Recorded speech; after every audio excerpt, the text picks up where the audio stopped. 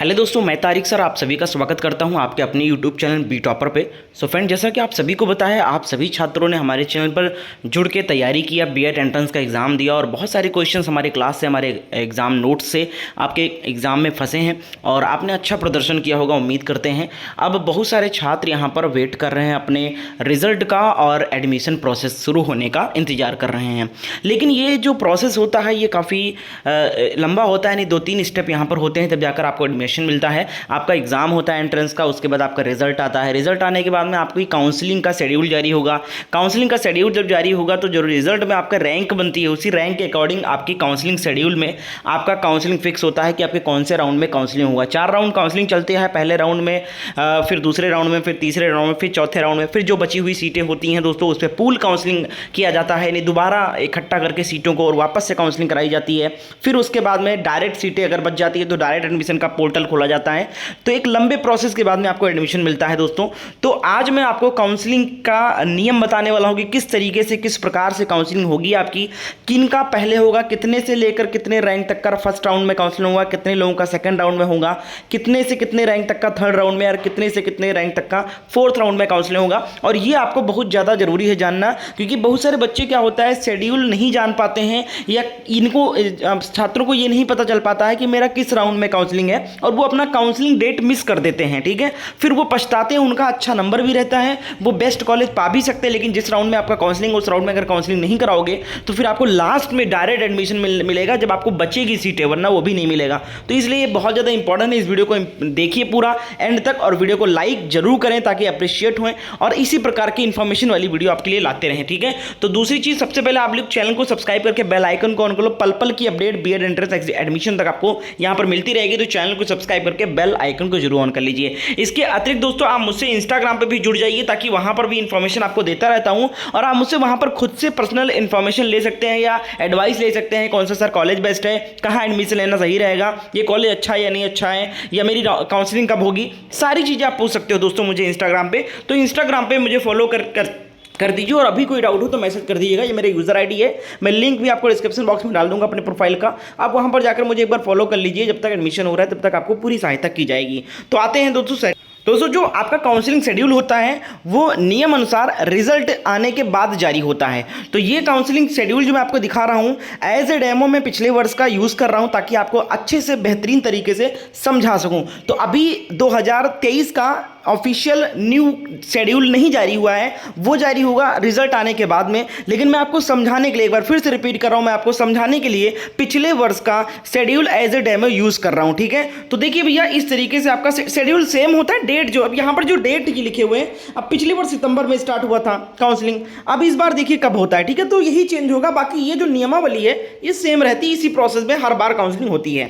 तो इस तरीके से आपका रिजल्ट के बाद में काउंसलिंग शेड्यूल जारी किया जाएगा। ठीक है, अच्छा, काउंसलिंग शेड्यूल जो होगा वो रैंक पे आधारित रहेगा, वो भी स्टेट रैंक पे आधारित रहेगा। ठीक है, यहां पर देख सकते हैं स्टेट रैंक पर आधारित एक काउंसलिंग शेड्यूल रहेगी। अब आपका स्टेट रैंक जो है और कैटेगरी रैंक है, 2 प्रकार के रैंक आपके रिजल्ट में मेंशन होकर आएगा आपके मार्क्स के अकॉर्डिंग। ठीक है, बिल्कुल, एक स्टेट रैंक आपको प्राप्त होगा और एक आपका, यानी कि अगर आप ओबीसी एससी एसटी से हैं तो आपकी एक कैटेगरी रैंक भी आपकी बनेगी। ठीक है, तो आपको कैटेगरी रैंक में हिसाब से वैधता दी जाएगी और काउंसलिंग जो होगी वो स्टेट रैंक के अकॉर्डिंग होगी। ठीक है, बिल्कुल, जो स्टेट रैंक रहेगा उसके अकॉर्डिंग होगी। तो इस तरीके से एक शेड्यूल जारी होगा। अब जिन बच्चों का स्टेट रैंक 1 से लेकर 75,000 के बीच में रहेगा, ठीक है, उनका काउंसलिंग जो है वो फर्स्ट फेज यानी फर्स्ट राउंड में होगा। ठीक है, और जिनका जो स्टेट रैंक है वो 75,000 से 2 लाख के बीच में रहेगा, उनका सेकेंड फेज में काउंसलिंग होगा। यानी जो फर्स्ट फेज वाले काउंसलिंग करा लेंगे, कॉलेज मिल जाएगा उनको, फिर बचे हुए कॉलेज पे सेकेंड राउंड कॉलेज काउंसलिंग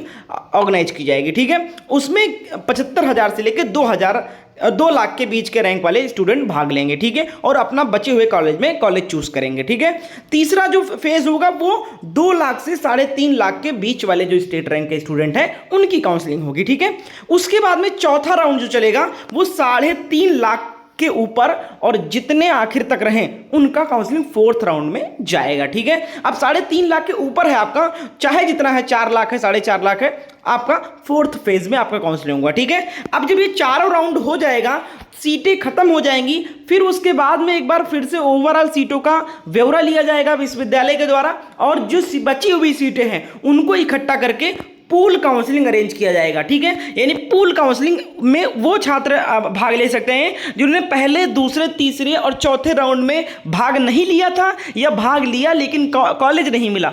वो 2 प्रकार के स्टूडेंट पूल काउंसलिंग में वापस से काउंसलिंग करवा के एडमिशन ले सकते हैं अगर कॉलेज अलॉट हो जाता है।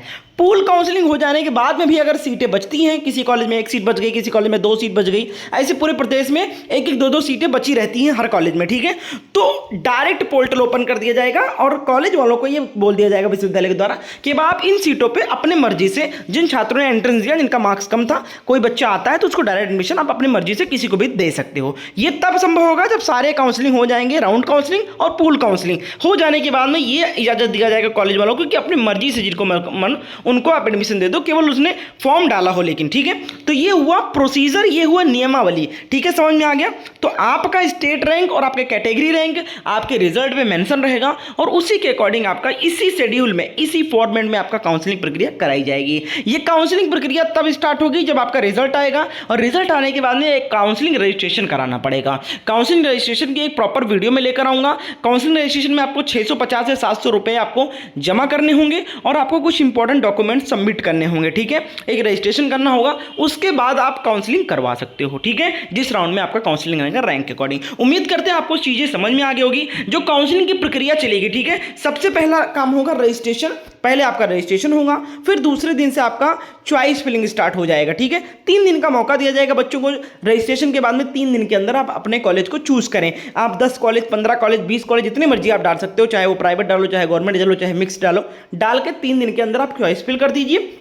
उसके 5वें दिन, चौथी 5वें दिन आपका लास्ट डे रहेगा चॉइस फिलिंग का और आखिर उसके बाद में 6ठे दिन आपका अलॉटमेंट लेटर जारी कर दिया जाएगा। यानी कि आपने जो कॉलेज चूज किया होगा उनमें से अगर आपका कोई कॉलेज अलॉट हुआ है तो अलॉटमेंट लेटर जारी कर दिया जाएगा। उसमें आपका मेंशन आ जाएगा भी आपने 10 कॉलेज ये चूज किया था, इसमें से आपको ये 4था नंबर का कॉलेज, ये 5वां नंबर का कॉलेज, या आपकी रैंक अच्छी थी तो आपको पहले नंबर का कॉलेज मिल गया है। ठीक है, और अगर नहीं मिला होगा तो वहाँ पर लिख कर आएगा कि सॉरी आपको कोई भी कॉलेज अलॉट नहीं हो पाया है। ठीक है, तो ऐसे केस में जिनका अलॉट नहीं हो पाएगा फिर वो रुके रहेंगे, ना ही दूसरे में करवा पाएंगे, न तीसरे में, न चौथे में। जब चारों हो जाएंगे तो फिर से पूल काउंसलिंग में आजमा सकते हैं। तो उम्मीद करते हैं चीज़ें समझ में आ गई होगी। अगर कोई भी चीज़ अगर नहीं समझ में आ रही है, अभी भी नहीं समझ में आया है, कोई बात, कोई डाउट आपको है तो आप मुझे सीधा इंस्टाग्राम पे आ जाइए, मुझसे बात कर लीजिए। जो भी डाउट्स हैं आपके प्रॉपर मैं क्लियर करूंगा। ये मेरा यूजर आईडी, आप सभी विद्यार्थी, सभी छात्र इंस्टाग्राम यूज ही करते हैं, आप वहां पर जाकर मुझे फॉलो भी कर लीजिए ताकि आप पल पल की अपडेटेड रहें जब तक आपका एडमिशन हो जाए और आप सारी जानकारियां मुझसे प्राप्त भी कर सकते हैं। बच्चे गलती क्या कर जाते हैं, गलत कॉलेज में फंस जाते हैं, एडवाइस नहीं ले पाते हैं, किसी से पूछ नहीं पाते हैं,